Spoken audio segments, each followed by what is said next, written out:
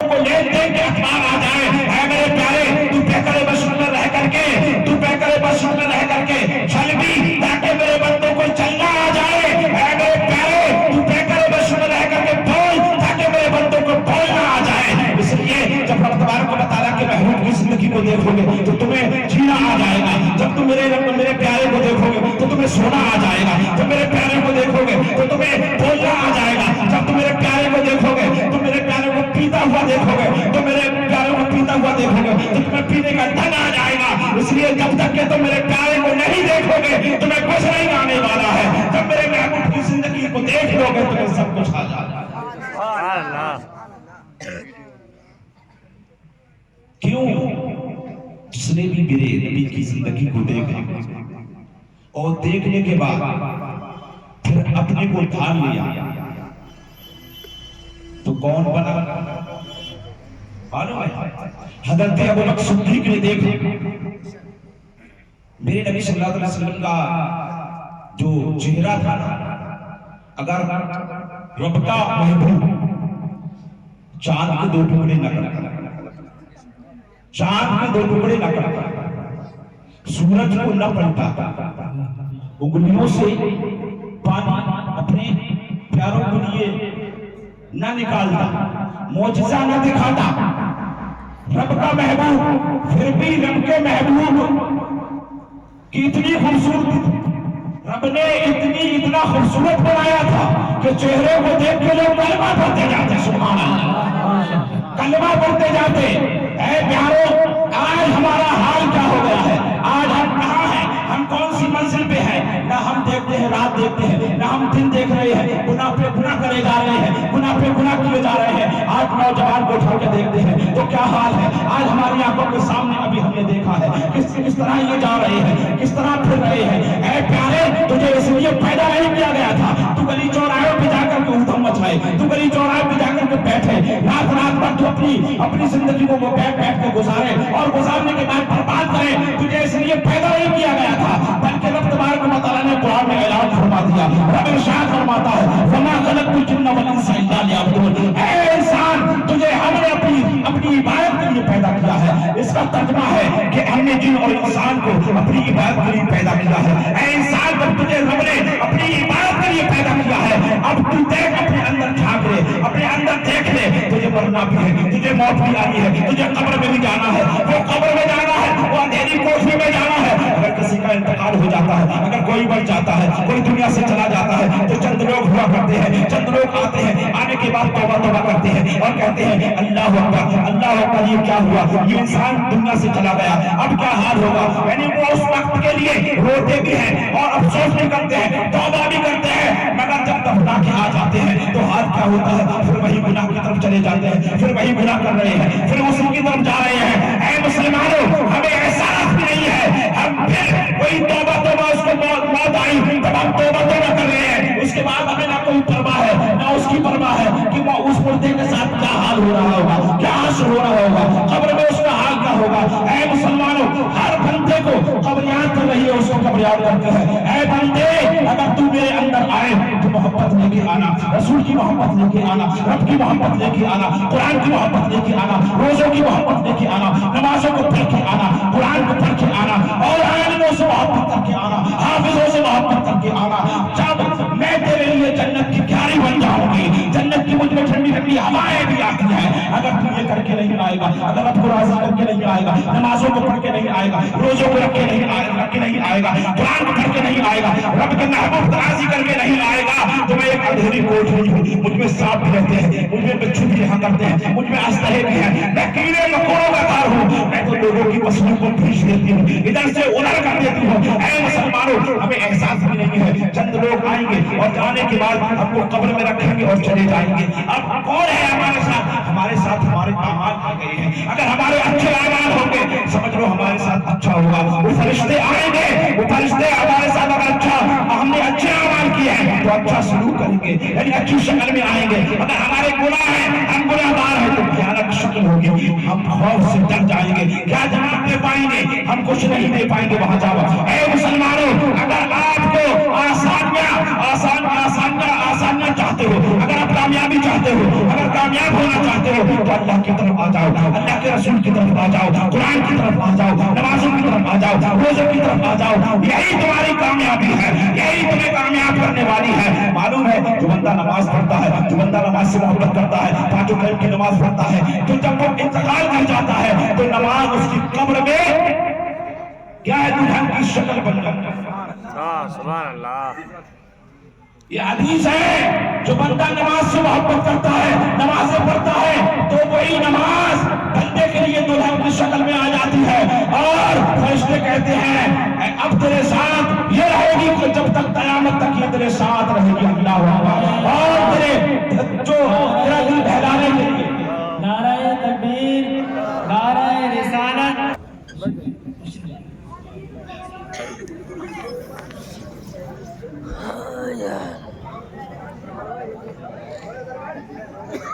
Hello ماشاءاللہ حضرت مولانا فرقان رضا صاحب قبلہ تشریف پر آ چکے ہیں. آپ کا دیدار اللہ ہم سب کو سلامت سبحان اللہ. آمین. جو میرے بھائی روڈ پر ہے وہ آپ آگے پنڈال میں آ جائیں اور جلسہ گاہ میں آ کے بیٹھیں اور سباب کو مستقبل کریں, تیزی کے ساتھ آ جائیں.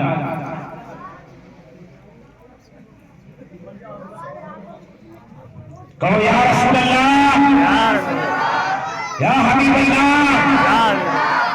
حضرت کو سننا چاہتے ہیں جی. کون کون نہیں سننا چاہتا ہے, کون کون نہیں سننا چاہتا ہے وہ بتائیں, وہ دیکھیں آپ یا نہیں. سننا نہیں چاہتا ہے, سننا چاہتے ہیں تو جو سننا چاہتے ہیں وہ ہاتھ اٹھا دیں. یا رسول اللہ, یا حبیب اللہ, یا نبی اللہ. اپنے دل کو پہلے جگہ لیں اور سنبھال کے رکھیں اور اپنا دماغ ادھر ادھر نہ جائے, کیونکہ ہمیں ابھی بہت کچھ. اللہ قرآن میں ارشاد فرماتا یا ایھا الذین آمنوا توبوا الی اللہ توبۃ نصوحا. اے ایمان والو, اللہ کی طرف ایسی توبہ کرو جس کے بعد گناہ کی طرف لوٹنا نہ ہو. ایسی توبہ کرو جس کے بعد گناہ کا کرنے کا من ہی نہ ہو. اب کوئی بندہ ابھی توبہ کرتا ہے, پھر اس کے بعد اس کا ذہن گناہ کی طرف جاتا ہے, وہ توبہ تو وہ ہے کہ دوبارہ گناہ کا من ہی نہ کرے. ایسی توبہ کرو جو دوبارہ تمہارا من ہی نہ ہو. اے مسلمانوں, آج ہمارا حال دیکھیں. آج ہم جلسہ سننے آتے ہیں, آج ہم محفلوں میں آتے ہیں, آنے کے بعد مستی کرتے ہیں اور ہم سننے کے لیے کوئی تو آتا ہے کسی مولوی کا چہرہ دیکھنے, کوئی آتا ہے کوئی واقعات مزیدار سنا دیں گے تو سننے چلے جائیں گے, اس کے بعد ہم گھر واپس چلے جائیں گے. اے میرے پیارے, اگر محفلوں میں آنا ہے, اگر میلادوں میں آنا ہے, اگر تقریریں سننے آنا ہے, اگر مولوی کی تقریر سننا ہے, کسی مفتی کی تقریر سننے کا ارادہ ہے, تو اس نیت سے آ کہ اس کی تقریر سننا ہے اور عمل کرنا ہے, عملی جامہ پہننا ہے اور ہمیں اپنی زندگی کو سنوارنا ہے, سدھارنا ہے, اللہ کو راضی کرنا ہے. کوئی بات ایسی مل جائے جو میری زندگی سمجھ جائے, زندگی سمجھ جائے, بس اسی میں ہماری کامیابی ہے. ورنہ اے پیارے, تو اگر توبہ نہیں کرے گا تو سمجھ لے تیری دنیا بھی بیکار ہو جائے گی. جب تو قبر میں جائے گا تو تجھے مار پڑے گی, اور تو حشر میں جائے گا تو بھی پچھتائے گا, اور تو جب تک دنیا میں رہے گا موت آئے گی, سمجھ لے تیری ایمان پر نہیں آئے گی. کیونکہ توبہ کر لو, آج موقع ہے, آج تمہارے پاس زندگی ہے, آج تمہارے پاس یہ ہاتھ پیر چل رہے ہیں اور یہ آنکھیں دی ہے اور یہ کام دی ہے رب نے, تو تم توبہ کر لو, اللہ کی طرف آ جاؤ. یہی تمہاری کامیابی ہے, یہی تمہیں کامیاب کرنے والے ہیں. اور اگر انسان چاہتا ہے میں کامیاب ہو جاؤں, اگر انسان چاہتا ہے میں اللہ کی طرف آ جاؤں, تو پہلے توبہ کرے, اور توبہ کرنے کے بعد اللہ کو راضی کر لے. بس یہی اسی کامیابی ہے.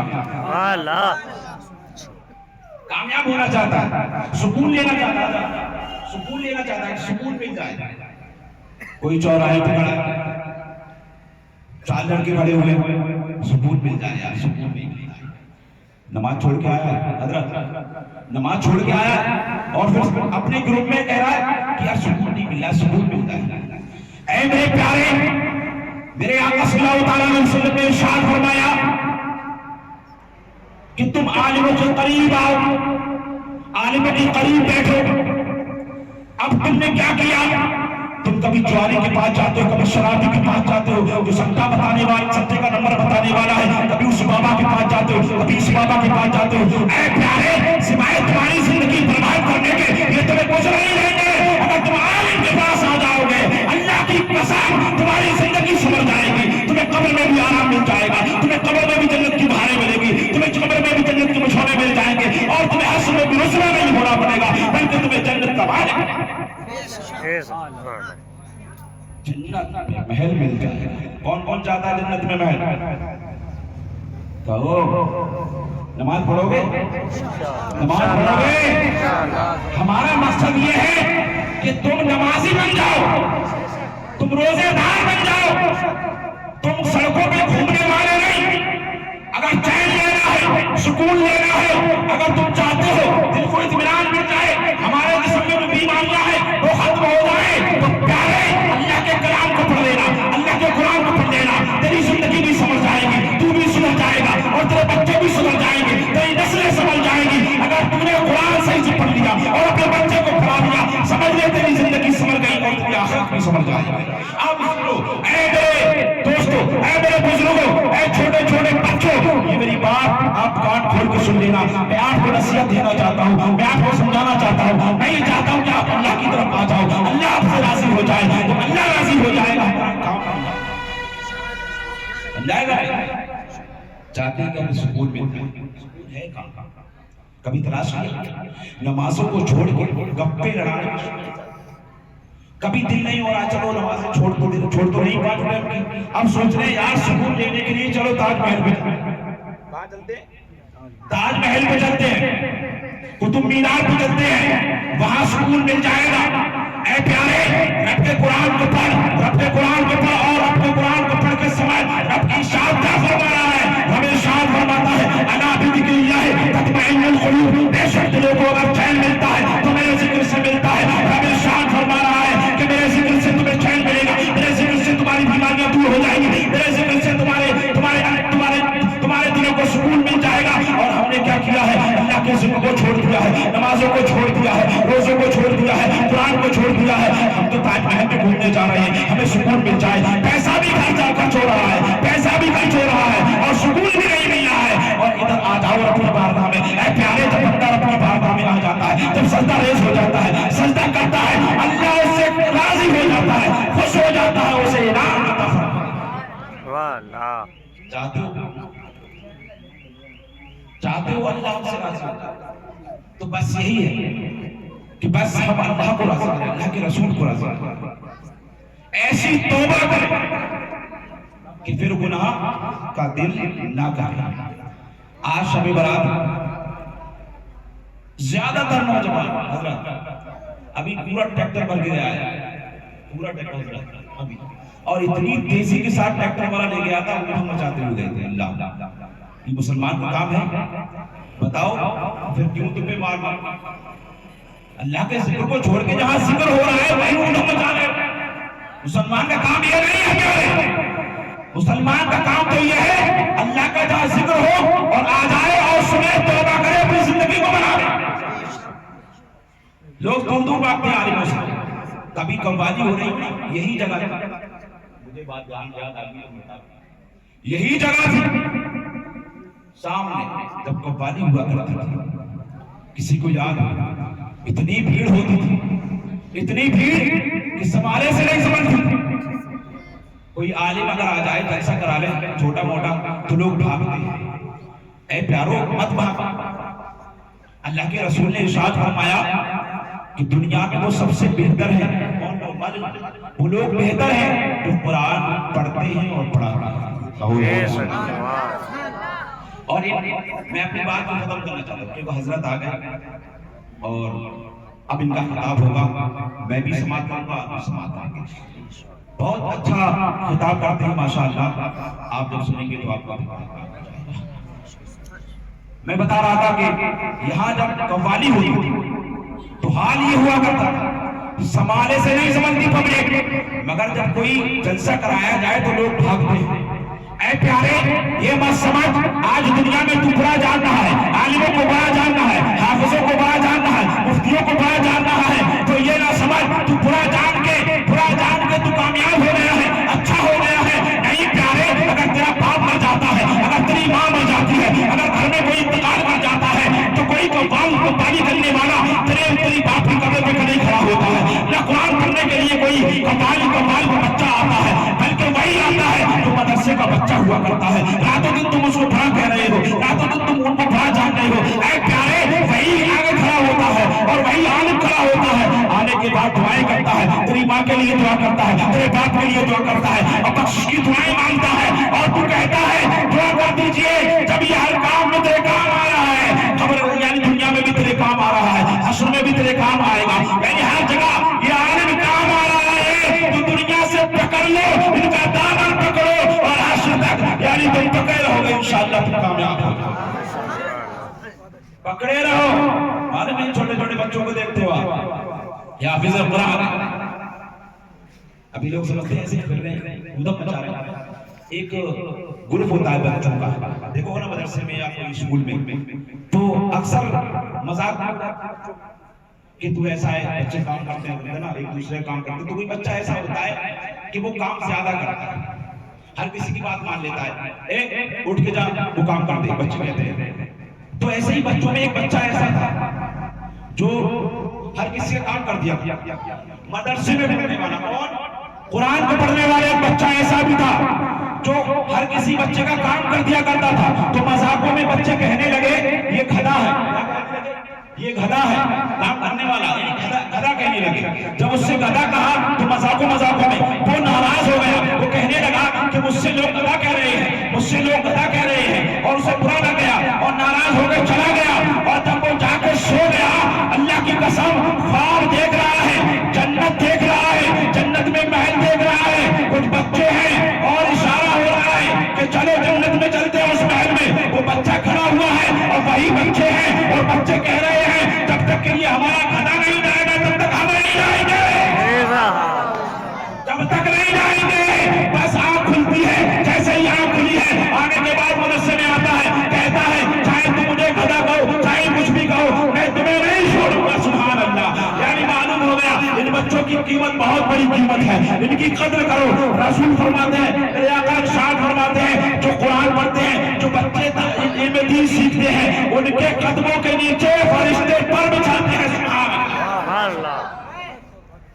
کیا کرتے ہیں؟ فرشتے پر بچھاتے ہیں، قرآن پڑھنے کی وجہ سے جو ان میں دین سیکھتا ہے، قرآن پڑھتا ہے، اس کے قدموں کے نیچے فرشتے پر بچھاتے ہیں۔ اب ہم چاہے ان کی عزت نہ کریں تو بڑے نہیں، ہم یہ نہیں کہ ہم کامیاب ہو جائیں گے، ہم اچھے کہلائیں گے، ان کی عزت کر کے ہمیں مرتبے مل جائیں گے، وہ تو ہے ہی مرتبے والے، مگر ہم ان کی عزت کر لیں گے، رب ہمارے بھی مرتبے بلند کر دے۔